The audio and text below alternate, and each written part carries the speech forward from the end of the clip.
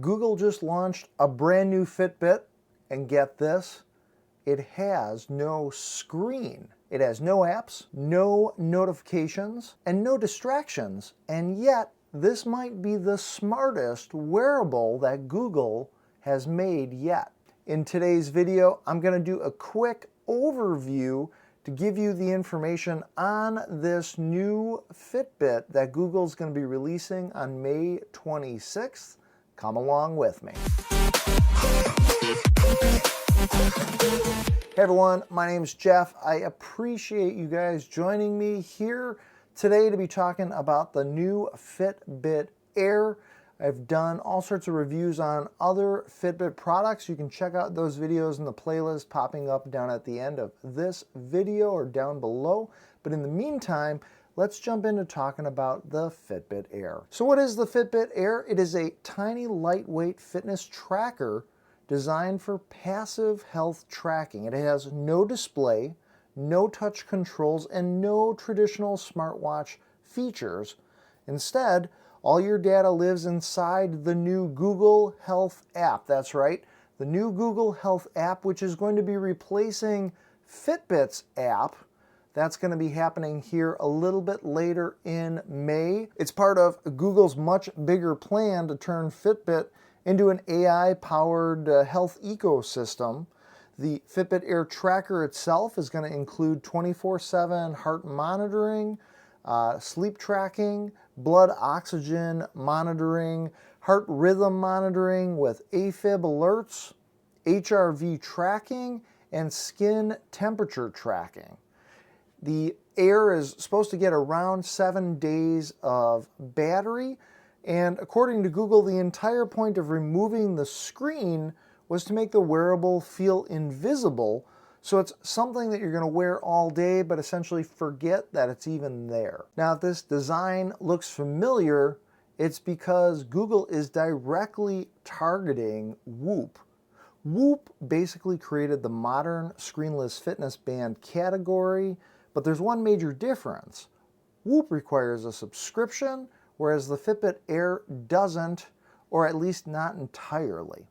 So the Fitbit Air costs $99 up front with optional premium AI coaching through the Google Health Premium.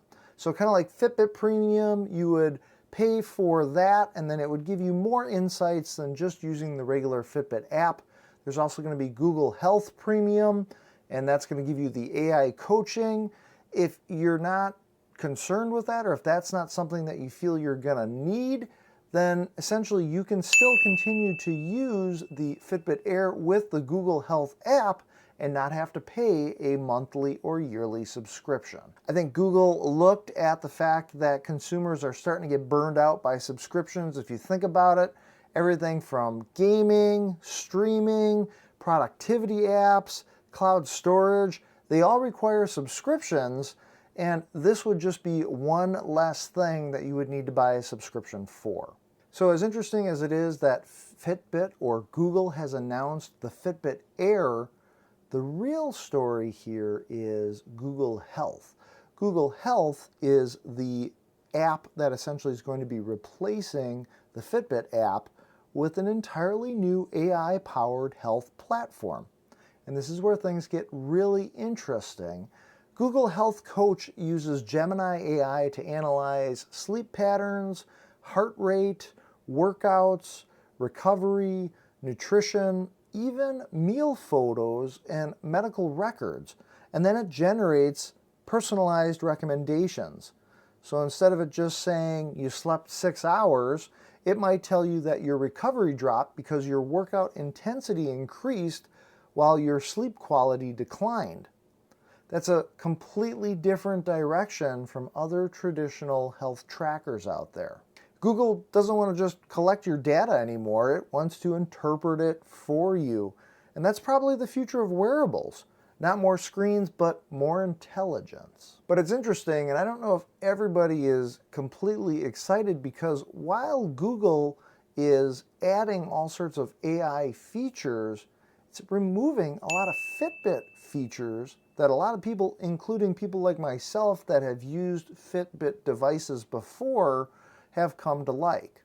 Things like Fitbit badges are going away, community groups, sleep animals, social features, and detailed temperature data are reportedly disappearing as Fitbit transitions into Google Health. Some longtime Fitbit users are worried Google is turning Fitbit into just another AI subscription platform, and honestly, the concern makes sense. Google has a history of changing products dramatically after acquisitions. So now the big question becomes, is Google reviving Fitbit or is it replacing it completely? So what makes the Fitbit Air fascinating is that it's going in a completely different direction than most tech companies that have been developing wearables have been going more recently.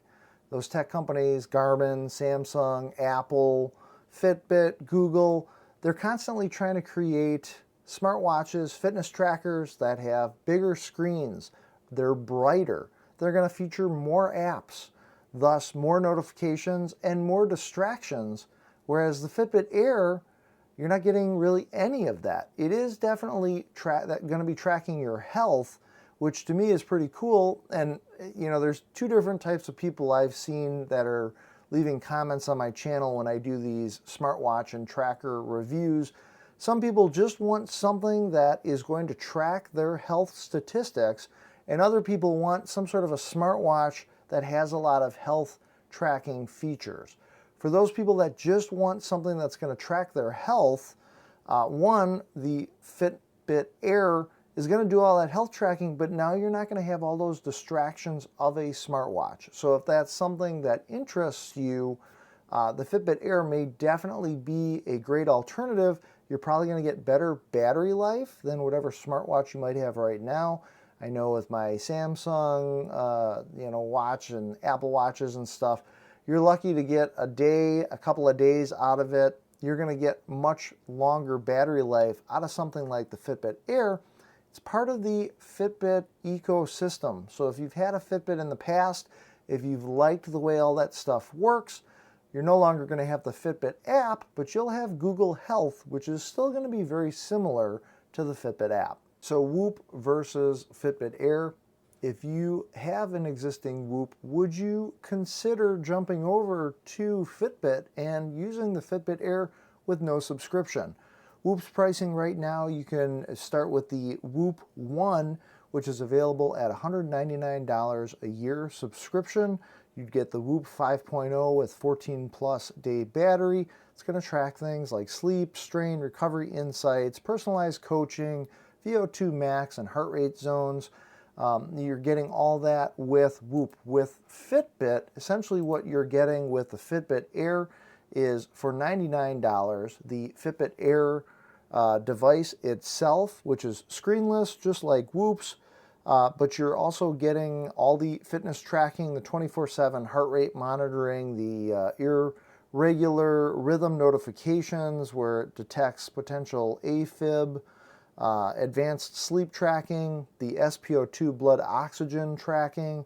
It's going to track all your activity and fitness tracking, skin temperature monitoring, and more, but you're getting all that without having to pay a subscription. So the real question here, did Google just create the future of wearables, or is this just another experiment that people are going to forget about in about 6 months?